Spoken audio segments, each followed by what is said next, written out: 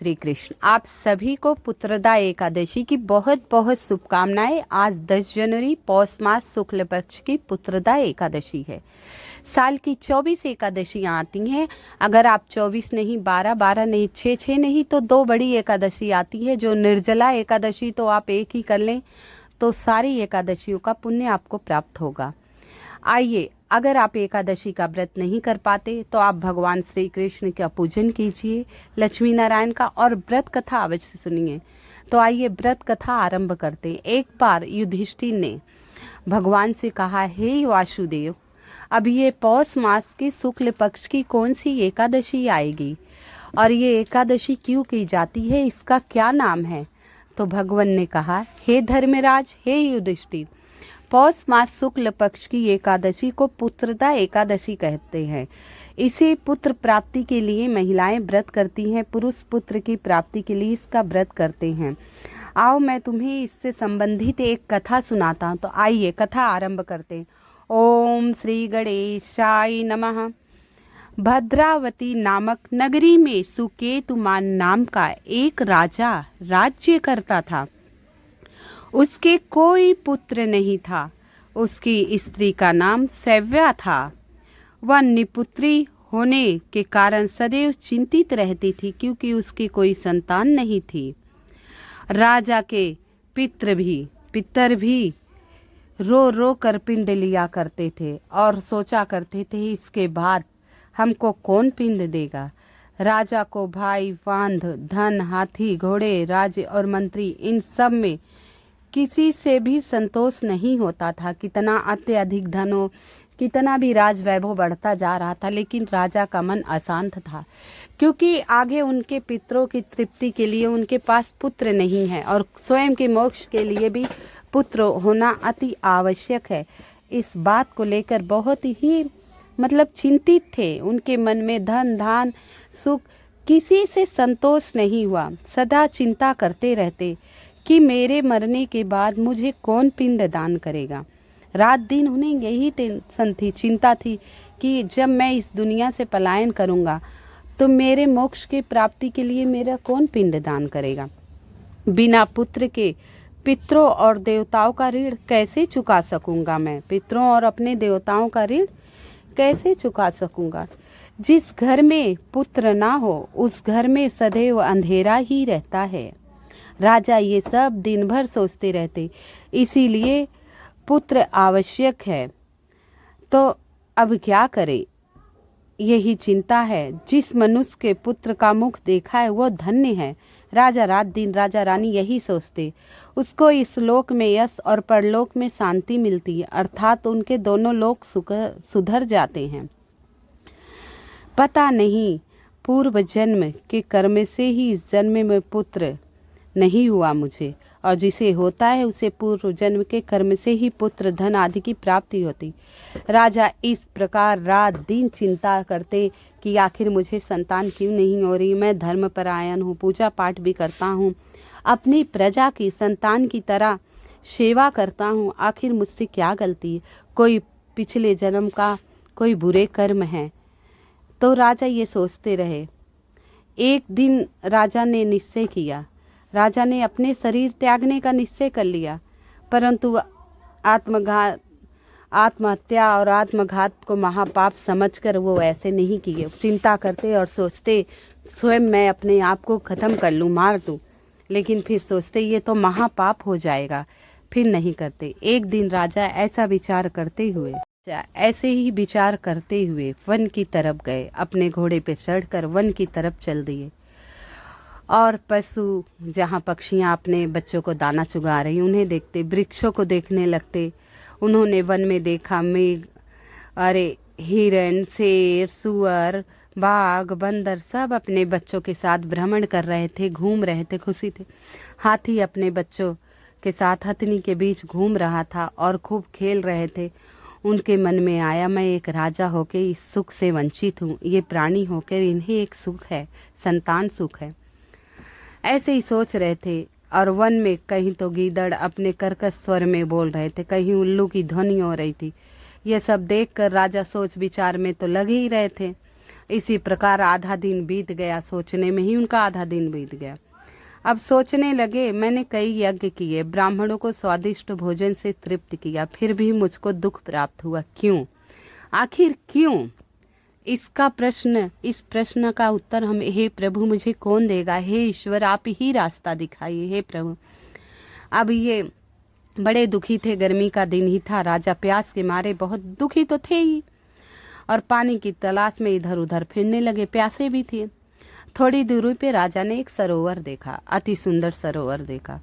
उस सरोवर में कमल खिले थे, सारस, हंस, मगरमच्छ आदि सब वहाँ खेल रहे थे, घूम रहे थे। उस सरोवर के चारों तरफ मुनि के आश्रम बने हुए थे, सरोवर के चारों तरफ मुनि के आश्रम थे। उसी समय राजा के दाहिने अंग फड़कने लगे। कहते हैं पुरुष का दाहिना अंग फड़कना शुभ होता है और महिलाओं का बायां अंग। अब राजा के जब दाहिने अंग फड़कने लगे तो राजा ने सोचा ये तो शुभ संकेत है, शायद प्रभु मेरी विपदा हर ले, मेरे दुख को दूर करे, ये शुभ संकेत है। तो राजा ने शुभ संकेत समझकर घोड़े से उतरकर मुनियों को दंडवत प्रणाम कर कर बैठ गए। ऋषि मुनियों को प्रणाम किया और बैठ गए।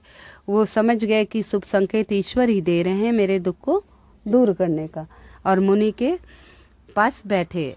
राजा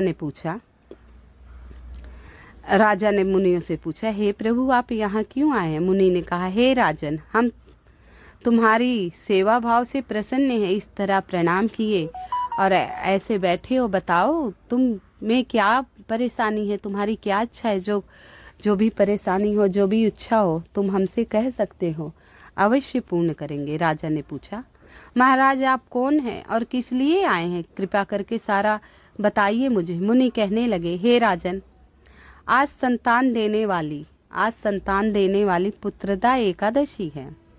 हम लोग विश्व देव हैं और इस सरोवर में स्नान करने के लिए आए हैं। अब राजा ने पूछा, पुत्रदा एकादशी, और पुत्रदा एकादशी को आप यहाँ क्यों आए हैं? अब मुनि बोले, सारा बात बताऊंगा मैं। हम विश्वदेव हैं, इस सरोवर में हम स्नान करने आते हैं एकादशी के दिन।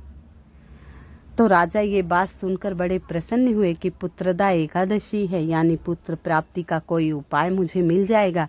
प्रभु मेरी विनती सुन लिए, मैंने प्रभु को हृदय से पुकारा, शायद कोई रास्ता दिखाए। यह सुनकर राजा कहने लगा, महाराज मेरे भी कोई संतान नहीं है, मैं बहुत परेशान हूँ।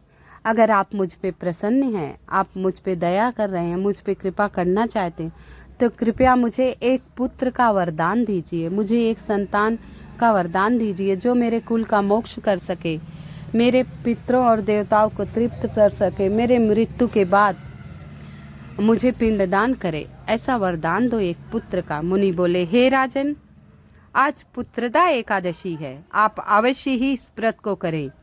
भगवान की कृपा से जरूर आपके घर में सुयोग्य और सद्बुद्धि भक्त रूप में सुयोग्य पुत्र की प्राप्ति जरूर होगी। मुनि के वचनों को सुनकर राजा ने कहा, हे मुनिवर, आज तो मैंने अभी जल भी ग्रहण नहीं किया, अब मैं क्या करूं, आप बताइए। ऋषिवर ने कहा, आप स्नान कीजिए और लक्ष्मी नारायण का पूजन कीजिए, प्रभु के नामों का उच्चारण कीजिए, रात्रि में जागरण कीजिए और कीर्तन करवाइए, और द्वादशी पर उचित शुभ मुहूर्त जानकर द्वादशी के दिन पारण कीजिए। द्वादशी व्रत कथा भी अवश्य सुनिएगा। इसके राजा ने सारी विधि विधान पूछकर इसके पश्चात मुनियों को प्रणाम करके महल की तरफ वापस आ गए, और कुछ समय बीतने के बाद उन्होंने कीर्तन करवाया और विधिवत पूजन किया, लक्ष्मी नारायण को भोग लगाए, और कुछ समय बाद रानी गर्भ धारण किया, और 9 महीने के पश्चात उन्होंने एक सुंदर सुयोग्य पुत्र को जन्म दिया। वो राजकुमार अत्यंत सूरवीर, यशस्वी और प्रजापालक हुआ।